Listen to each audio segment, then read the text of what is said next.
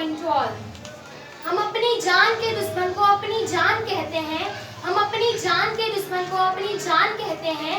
मोहब्बत की इसी मिट्टी को हिंदुस्तान कहते हैं। जो दुनिया में सुनाई दे उसे कहते हैं खामोशी, और जो आंखों में दिखाई दे उसे तूफान कहते हैं। और जो ये दीवार का सुराख है साहब, जो ये दीवार का सुराख है, दुनिया के कई मुल्क साजिशों का हिस्सा है, मगर हम इसे अपने घर का रोशनदान कहते हैं, रोशनदान कहते हैं। इस 72वें गणतंत्र दिवस पर इस सभा में उपस्थित सभी लोगों को मेरा नमस्कार। मैं साम्या बिखा देश प्रेम और राष्ट्रीय निर्माण के उपलक्ष्य पर मेरे कुछ विचार आप सभी के साथ साझा करना चाहती हूँ।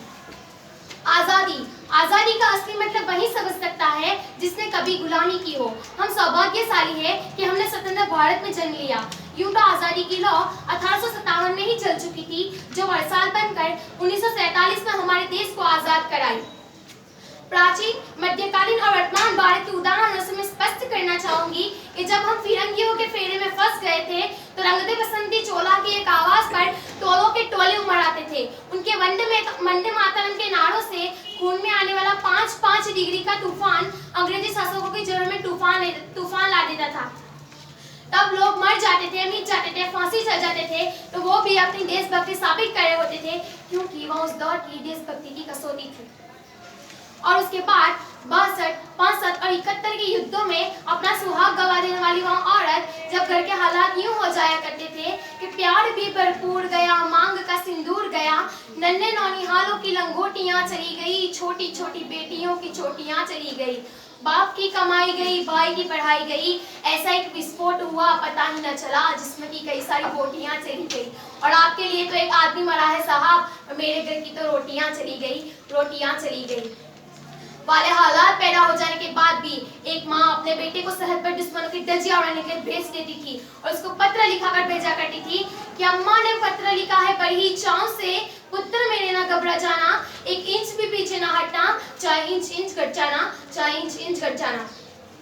इस तरह पूरा परिवार अपनी देशभक्ति साबित कर रहा होता था। तब देश बलिदान मांगता था, तब देश लड़ जाने को कहता था, तब देश मर जाने को, मिट जाने को, फांसी चढ़ जाने को कहता था। किंतु आज देश लड़ जाने को नहीं कहता, आज देश मर जाने को, मिट जाने को, फांसी चढ़ जाने को नहीं कहता। परंतु मेरे विचारों में है कि अगर कोई व्यक्ति अपना काम पूरी मेहनत, पूरी ईमानदारी, पूरे लगन से करे ना, तो वही सच्चा देशभक्त है। मैं नहीं मानती कि फेसबुक और व्हाट्सएप के डीपी को 3 रंग में रंगना ही देशभक्ति है। और यदि आप ये कहेंगे कि साल में 2 बार हाथ में तिरंगा लेना ही देशभक्ति है, तो मैं आपसे पूछना चाहूंगी कि फुटपाथ पर रह रहा वो बच्चा ट्रैफिक की छांव में नंगे पांव में जब तिरंगा बेच रहा होता है, क्या कभी आप उसकी देशभक्ति कहेंगे? वो उसकी देशभक्ति नहीं, वो उसके पेट के भूख की शक्ति है जिसको ऐसा करने पर मजबूर करती है। क्योंकि ना मस्जिदों को जानते हैं, ना मंदिरों को जानते हैं, ना मस्जिदों को जानते हैं, ना मंदिरों को जानते हैं। जो पेट के भूखे होते हैं ना, वो सिर्फ भोजन की निवालों को जानते हैं, वो सिर्फ भोजन की निवालों को जानते हैं। अपने परिवार, अपने समाज, अपने देश के लिए समर्पण का भाव है देशभक्ति। और हर देशद्रोही के जीवन में आने वाला तूफान है हमारी सच्ची देशभक्ति, ताकि हर देशद्रोही ये समझ सके कि अगर तू परिंदा है तो ये आसमान तेरा है, अगर तू दरिंदा है तो ये शमशान तेरा है। भाईचारे से रहना है तो रह इस जमीन पर, वरना ये कब्र भी तेरी और ये कब्रिस्तान भी तेरा है।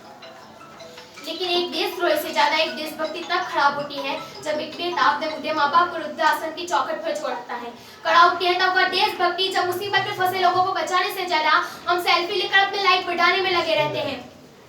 आज के इस दौर में वो युवा जिनके ऊपर जिम्मेदारी थी अपने देश, अपनी राष्ट्र की आशाओं को बांधे रखने की, वही युवा अब 4x4 की छोटी सी स्क्रीन पर अपनी भावनाओं की इमोजी भेज रहा है। 4 बटन रोज का काम मेरा रोज का लेपाट का भविष्य खराब कर रखा है।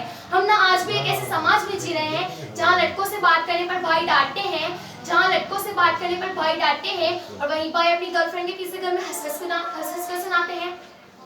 और मैं बता दूं, महिला सुरक्षा में हम आज भी 4थे नंबर पर आते हैं। और हमारे देश की शिक्षा नीति, हमारे देश की शिक्षा नीति केवल 2 तरह के लोगों के लिए बनती है।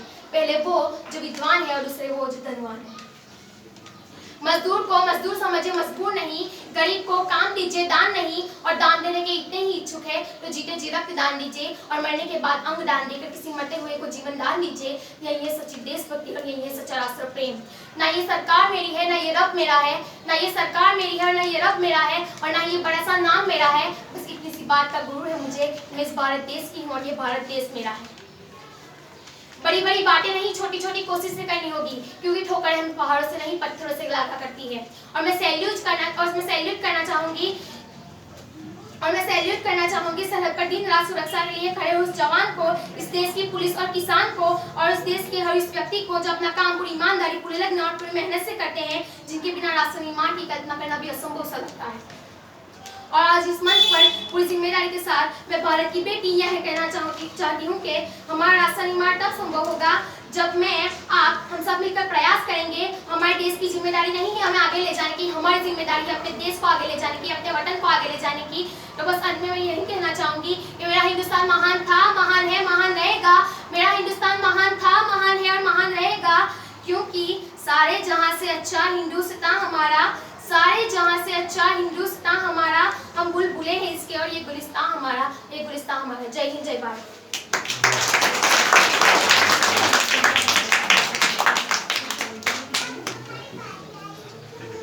सुंदर है जग से नाम सबसे न्यारा, सुंदर है जग से